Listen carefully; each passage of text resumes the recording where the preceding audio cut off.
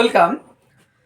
এইচএসের শিক্ষাবিজ্ঞান বা এডুকেশন বিষয়ের সাজেশন অনেকেই চেয়েছো, যারা এইচএস সেকশনের জন্য পড়াশোনা করছো তাদের জন্য আজকে 10 নম্বরের, আমরা জানি ফোর্থ সেমিস্টারে 10 নম্বরের 4টে প্রশ্ন থাকবে, 2টো লিখতে হবে, এবং 5-এরও ওই রকম 4টে থাকবে, 2টো। 4টে ডাইরেক্ট থাকবে না, কিভাবে থাকবে পরে বলছি। সেখান থেকে 2টো এবং 2 নম্বরে 5টা প্রশ্ন লিখতে হবে।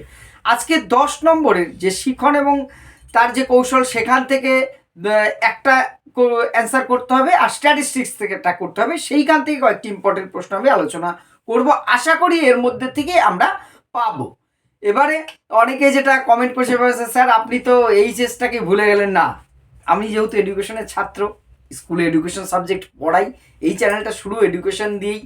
হয়তো তোমাদের এবারে একদম সিলেবাস ওয়াইজ সমস্ত ক্লাসগুলো আমার এই এসএলএসটির জন্য করে সম্ভব হয়নি, কিন্তু এডুকেশন বিষয়ের সমস্ত বিষয়ের জন্য যেহেতু এই চ্যানেলটা, ফলে এই সংক্রান্ত বিষয়গুলো থাকবে, পাবে তোমরা। আমি আজকে এই ভিডিওটায় 10 নম্বরের কতগুলো প্রশ্ন তোমাদের বলছি, এইগুলো লাস্ট মুহূর্তে দেখে যাও, এবং আগামীকালই চেষ্টা করব 5 নম্বরের কিছু প্রশ্ন এবং তারপরে 2 নম্বরের কতগুলো প্রশ্ন আমি কিন্তু তোমাদের সাথে শেয়ার করব, দেখবে, এবং অবশ্যই তোমরা কিন্তু তোমাদের মতামতটা অবশ্যই জানাবে। চলো আমি স্ক্রিনে খাতায় প্রশ্নগুলো লিখে সেগুলো তোমাদের সাথে আলোচনা জানি। যে 4টে প্রশ্ন 10-এর থাকবে, 2টো লিখতে হবে।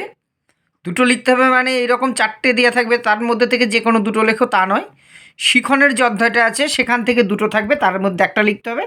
আর স্ট্যাটিস্টিক্স থেকে 2টো থাকবে, তার মধ্যে একটা করতে হবে। আমি এখান থেকে কয়েকটি প্রশ্ন দিয়েছি, আশা করি এর মধ্যেই পাওয়া যাবে। প্রথম প্রশ্ন দেখো, বলেছি প্রেষণা কাকে বলে? প্রেষণা চক্রের বর্ণনা দাও। শিখনে বা শিক্ষাক্ষেত্রে প্রেষণার ভূমিকা। প্রেষণা বা মোটিভেশন আমাদের জানা আছে, এইটা পড়বো। সেকেন্ড রেখেছি প্রাচীন অনুবর্তন তত্ত্বটি পরীক্ষা সহ বর্ণনা করা। তোমরা নিশ্চয়ই পড়েছো, খুব কমন জিনিস, আমার এখানেও ক্লাস দেওয়া আছে, এগুলো সবই আগের ক্লাস দেখে নেবে। প্রাচীন অনুবর্তন, ক্লাসিক্যাল কন্ডিশনিং, সেই তোমার যে প্যাভলভের তত্ত্ব সেটা। আর হচ্ছে অর্থবোধক শিখন তত্ত্বের 2টি শিক্ষাগত তাৎপর্য। অনুবর্তন কিন্তু খুব ইম্পর্টেন্ট। নেক্সট আছে বুদ্ধির সংজ্ঞা দাও। শিক্ষাক্ষেত্রে বুদ্ধির ব্যবহার লেখো, এবং বুদ্ধাঙ্ক কাকে বলে? বুদ্ধির সংজ্ঞা, ইন্টেলিজেন্স আমরা জানি শিখনের উপাদান হিসেবে এখানে পড়তে বলেছে। শিক্ষাক্ষেত্রে বুদ্ধির, অর্থাৎ বুদ্ধির ব্যবহার বলতে বুদ্ধির গুরুত্ব পড়লেই হবে।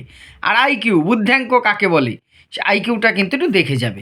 নেক্সট এখান থেকে 4 নম্বর প্রশ্ন হিসেবে রেখেছি মনোযোগের নির্ধারক ও শিক্ষাগত গুরুত্ব। অ্যাটেনশন, মনোযোগ, যে 2 রকম নির্ধারক আছে, ব্যক্তিগত নির্ধারক আর বস্তুগত নির্ধারক। খুবই সহজ, এর ক্লাস দেওয়া আছে, এবং শিক্ষাগত গুরুত্ব, ইম্পর্টেন্সগুলো আলোচনা করবে। এই শিখনের উপাদান তোমরা যেটাই পড়ো না কেন তার কিন্তু শিক্ষাগত গুরুত্ব দেখে রাখবে। নেক্সট প্রচেষ্টা ও ভুলের শিখন কৌশল ও শিখনের সূত্র। প্রচেষ্টা, থর্নডাইকের সে বেড়ালের পরীক্ষা আছে, ট্রায়াল অ্যান্ড এরর থিওরি, খুব সহজ বিষয় কিন্তু একটু বুঝে পড়লেই। এবং শিখনের যে সূত্র আছে, প্রধান সূত্রগুলো পড়ে গেলেই হবে। তোমার যে প্রস্তুতি সূত্র, ফল লাভের সূত্র, অনুশীলনের সূত্র, শিক্ষাগত গুরুত্ব সব একটু দেখে রাখবে। আর এইটা একটু দেখে যাবে শিখন ও পরিণমনের বৈশিষ্ট্য। দুটোরই বৈশিষ্ট্য পড়লেই এদের সম্পর্ক মানে পার্থক্য এবং দুটোর মধ্যে মিল অমিল দেখে রাখবে। এই কটা প্রশ্ন পড়লেই কিন্তু এখান থেকে 2টো প্রশ্ন পাবে, এর বাইরে আশা করি না পড়লেও চলবে বড় প্রশ্ন লাস্ট মিনিট। এবার স্ট্যাট থেকে, তো স্ট্যাটের যা সিলেবাস দিয়েছে এসএলএসটি, অর্থাৎ শিক্ষক নিয়োগের সমস্ত সিলেবাসটাই তোমাদের তুলে দিয়েছি। তাহলে কি করব না, এত দেখার দরকার নেই এই মুহূর্তে। পারলে দেখে যাবে 100 বার। মিন, মিডিয়ান, মোড, অর্থাৎ সেন্ট্রাল টেন্ডেন্সি যেটা আছে, গড়, মধ্যমান, ভূশিষ্ঠক, এই 3টে খুব ভালো করে দেখে যাবে। আর স্ট্যান্ডার্ড ডিভিয়েশন, আদর্শ চ্যুতি, এর মধ্যে থেকে আশা করি তোমরা কিন্তু পেয়ে যাওয়ার চান্স আছে। আর এর বাইরে বলতে পারো কি, যখনই তুমি গড়, মধ্যমান, মোড এটা শিখবে, তাহলে ফ্রিকোয়েন্সি ডিস্ট্রিবিউশনটা দেখে যাবে, কি করে অবিন্যস্ত স্কোরকে বিন্যস্ত করা হয়।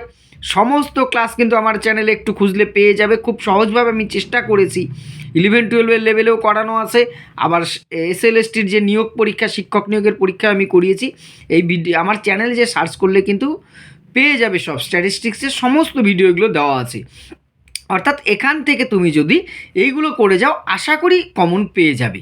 এবার আজকে শুধু এই 10 নম্বরের কটা প্রশ্ন দিলাম মানে হয়তো ভাবছো যে স্যার আর দেবে না। না, আমি 5 নম্বরের প্রশ্নগুলো আগামীকাল পরশুর মধ্যে সব দিয়ে দেবো, এবং তোমাদের 2 নম্বরও আমি কিছু প্রশ্ন প্রত্যেকটা অধ্যায় থেকে বলবো।